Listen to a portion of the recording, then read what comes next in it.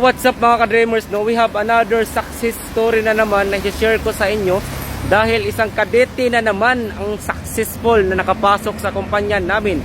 Siya ay fresh graduate at walang backer. Kaya if you are a fresh graduate at wala kang backer, para sa inyo tong video na ito. Kaya you should watch this. Hi sir, good morning po kay Sir James Carl Tayor.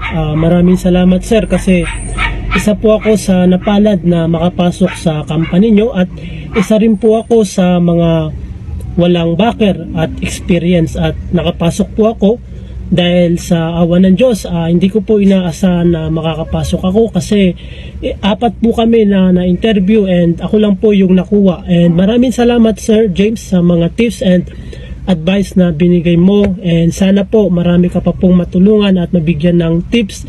And sa lahat po na mawalang backer dyan, magtiwala lang po kayo sa sarili nyo at alam nyo naman po na kung kaya nyong ipasa yung mga interview at exam, magtiwala po kayo at wag po kayo makakalimot na magdasal palagi.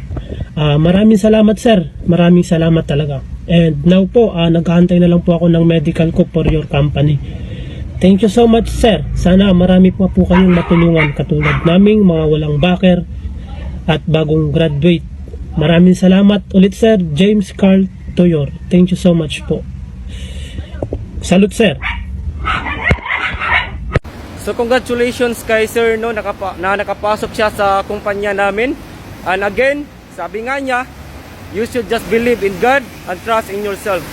Kahit wala kang backer, may pag-asa talaga na makakasampa ka. Hindi lahat ng nakasampa ng barko may backer lahat. Kaya huwag kang mag-alala, just believe in yourself at trabahoin mo. Magtrabaho ka, mag-apply ka lang talaga. Kasi walang imposible sa Panginoon if you should just believe in Him and believe in yourself. Dahil ang dami na namin na natanggap ng kumpanya kahit na walang backer. Kaya sa mga bagong graduate dyan, trust yourself talaga and believe in God.